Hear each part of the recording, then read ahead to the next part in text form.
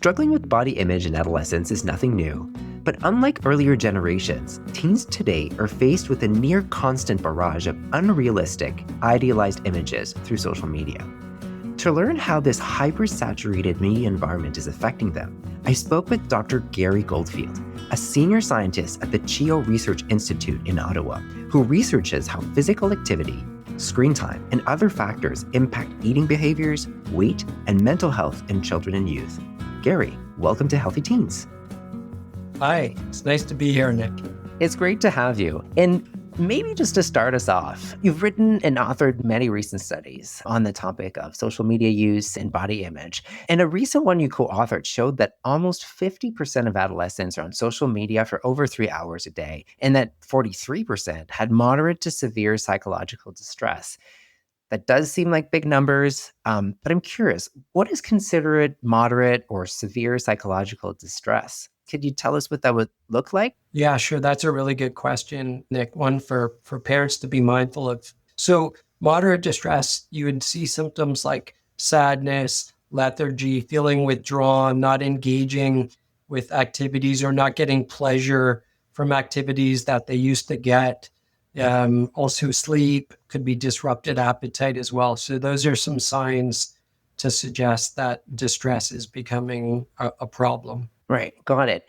And so how did the study determine that these mental states, feeling anxious or depressed, is linked to social media use? Yeah, good question. So, in statistics and in research, we have to show there's a correlation through numbers, through quantifying it. So we did some statistical analysis to be able to quantify the association between social media use and psychological distress.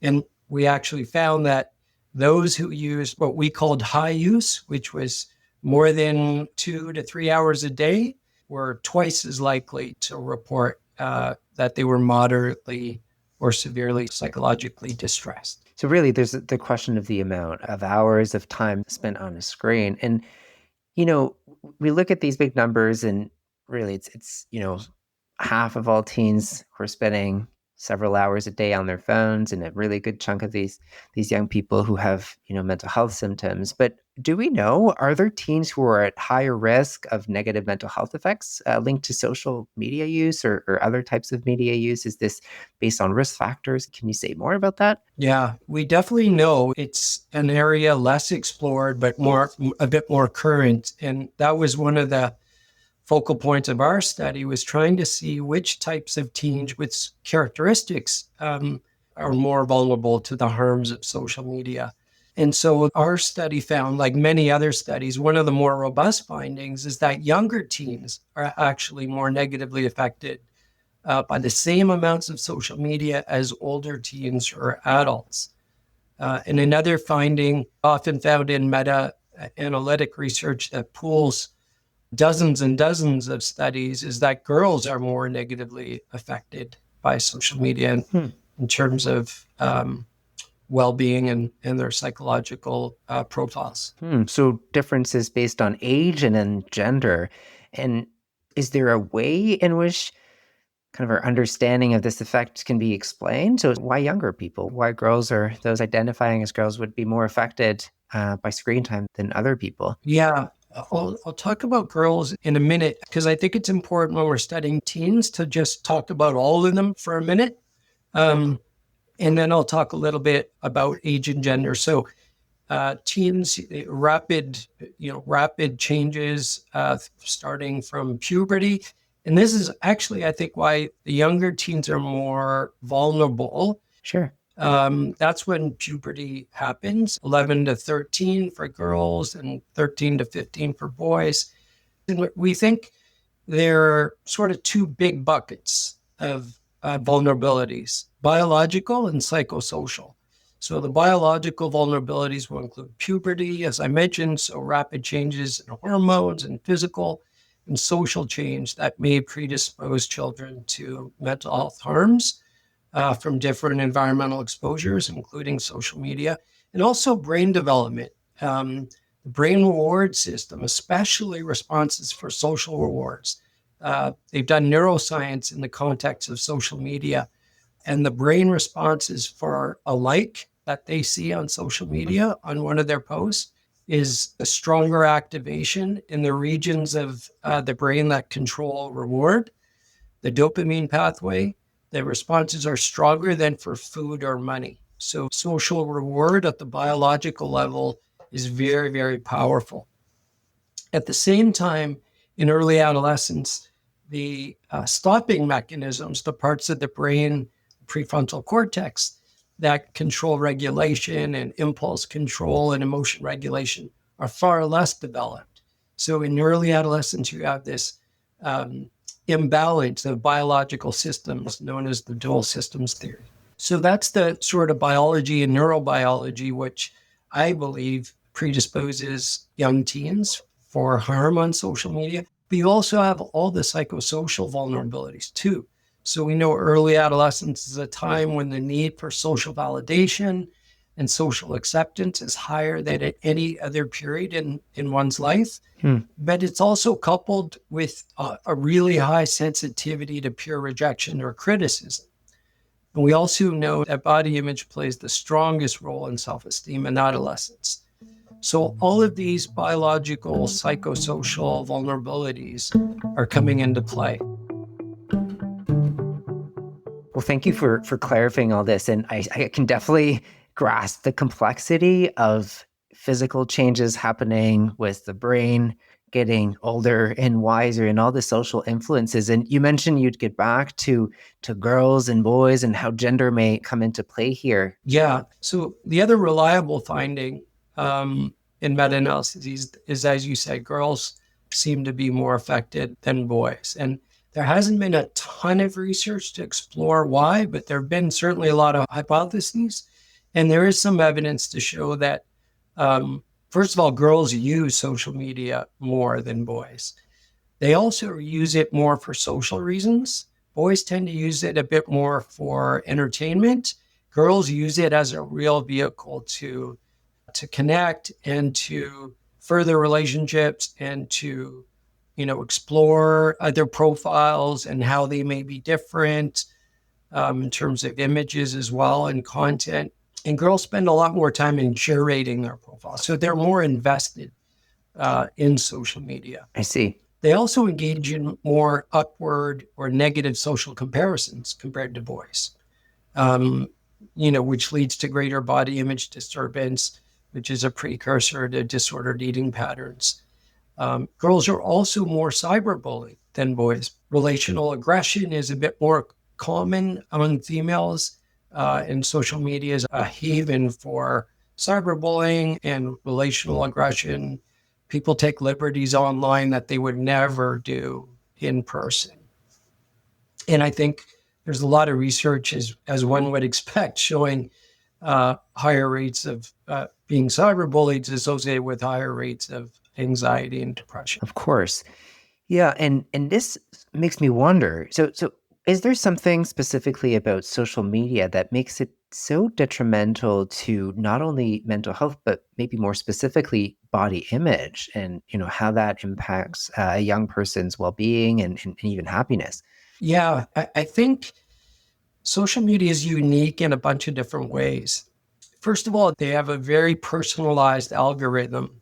So if someone wants to, let's say, lose 5 pounds to fit into their prom dress, or they're following a celebrity, for example, that algorithm, every time you open up one of your social media platforms, they all work in a similar way. You will be fed a steady stream of those feeds, those reels that portray unrealistic body images, diet and weight loss programs that have no evidence, that have been shown to lead to harm.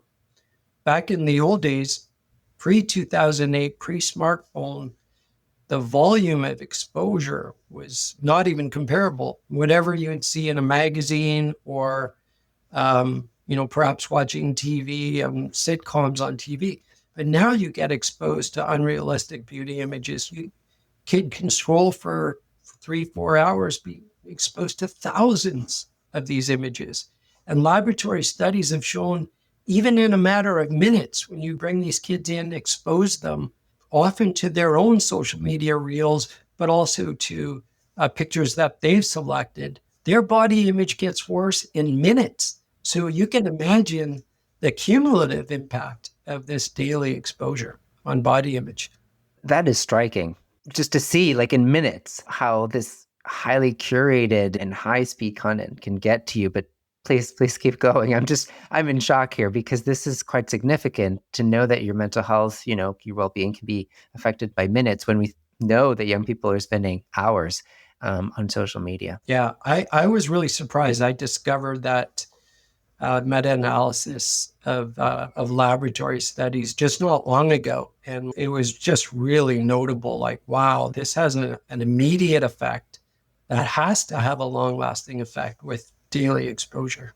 Gary, after a certain amount of time spent on social media or a number of times seeing certain contents, is there a point where the decline in body image plateaus?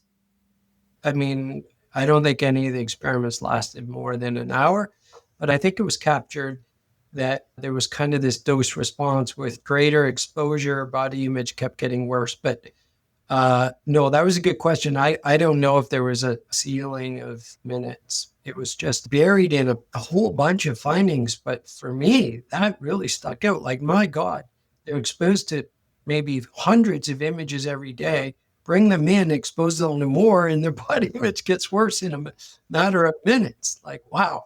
You'd think it would take an hour or two because it's just so normal for them to see these images. And some of the studies use their own feeds that they're getting every time they see their phone, they're seeing these images. So, wow.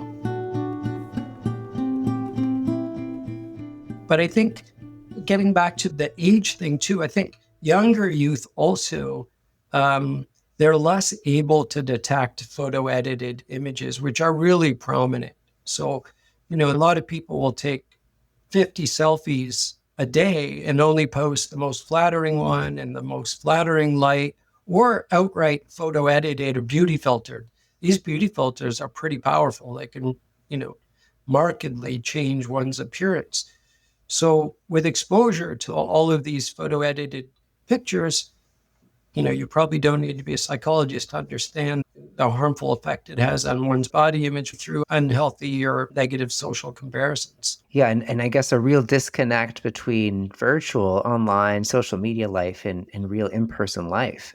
When a young person comes to school looking and maybe feeling very different than online, it makes me wonder, you did speak about one of your studies where higher media use in a day, 2-3 hours, certainly could be problematic for many young people. But is there a line in the sand or a specific number of hours where social media use really becomes problematic? Or is it something that varies depending on who's doing it and how you're doing it? Yeah, I don't know if there's a line in the sand. A problem's not a problem until it's really interfering with functioning. Mm-hmm. So how the teens are behaving and performing at school, with their friends, at home. There is some research to show that more than 1 hour a day is associated with a higher increase in anxiety and depression and body image issues. So if we had to pick one number, I'd go with the 1 hour. And it also will encompass the general guidelines of 2 hours of recreational screen time a day.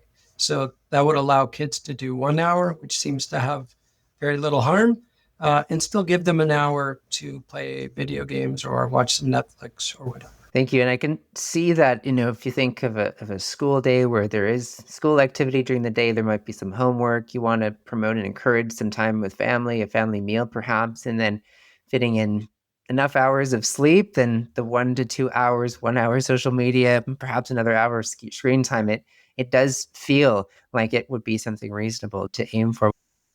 And I think, this messaging will probably resonate with several parents trying to set some rules and boundaries, trying to say no social media use at all may seem quite drastic. It also makes me wonder, is a little bit of social media something that potentially can be beneficial in some ways? You mentioned the reward pathway and how this can potentially make you feel good in the moment. Is a little bit of social media use a good thing sometimes for young people? Yeah, I think everything in moderation. And so the research shows that small amounts of social media use is really not all that harmful. And I think it's how you use it as well and why you use it, what needs it's filling. Again, some of the teens use social media to meet up. Some use it to exchange study notes, and even schools will use social media to some degree for learning. I mean, YouTube could be used for educational purposes, but of course, most people who go on YouTube most teens anyway, use YouTube for a difference. I think the message is probably everything in moderation, maybe an hour a day or some of it is okay. But when it's displacing other health promoting behaviors and interfering with sleep, which was one of the things I forgot to mention, my study that reduced social media actually found the kids spontaneously slept about 45 minutes more. So when it's not interfering with life and relationships and family time, then kids are striking a good balance and their grades are still good. When it's starting to interfere in those areas, I think that's when it's becoming a problem. Yeah, and that certainly makes a lot of sense. And, a generation ago, social media wasn't there and teens were spending time doing other things. It does make me wonder, what is the need or the needs plural, that social media is filling for teens? And are there alternatives? Are there other ways, you know, to feel involved socially, to connect with others? Anything to suggest here? This is a great question. I think the needs that social media meets in people is really highly individualistic and I think varied across teens.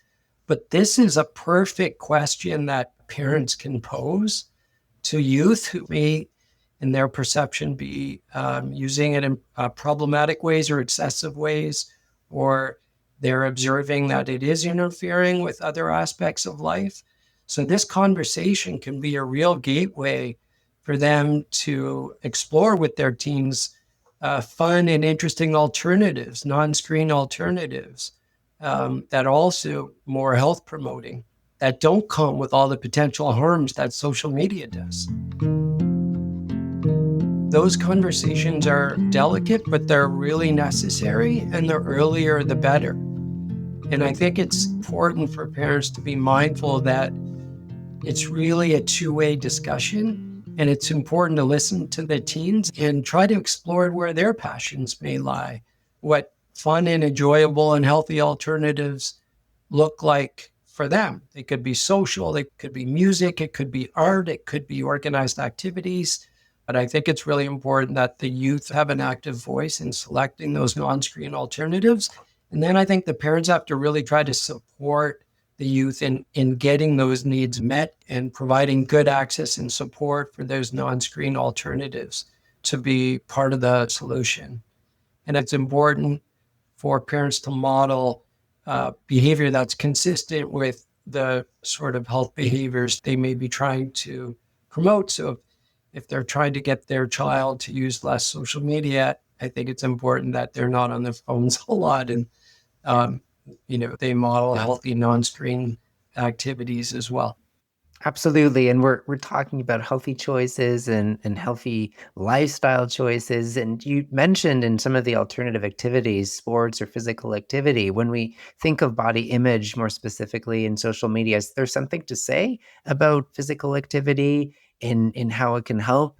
My sense is that physical activity can also bring pleasure and dopamine and this feel good sensation that young people may be seeking in social media. But is there something more specific when it comes to social media? Yeah, well, like I said before, I think social media presents unique challenges in regards to body image with all the unrealistic ideals that kids are exposed to. In terms of body image specifically, yeah, I think physical activities are really, really good alternative. It's often, it could be singular, which is fine. It's time to themselves, but it does release dopamine, which is the feel-good effects, which we know combat anxiety and depression and sadness and negative self-perceptions. It also provides, especially if it's regarding skills, It promotes a sense of competency and self-efficacy, which also goes a long way in combating those potential psychological harms. You don't need to be a marathon runner. Walking through nature has been shown to have psychological benefits. Walking with friends, really any movement is good. So, we strongly endorse active movement, physical activity for sure. Well, thank you so much, Gary, for all the really helpful insights you've just shared. This really has been a fantastic conversation, and I think it's going to bring a lot of reflection and discussion among our listeners. Lots to be said. As the father of 2 young kids heading right into social media world. It was my pleasure, Nick. Thanks for having me on. This has been the final episode in a series of 3 conversations on screen use in teens. We'll link to the earlier episodes focusing on cyberbullying and on screen use and mental health in the show notes, and you can find them wherever you listen to your podcasts.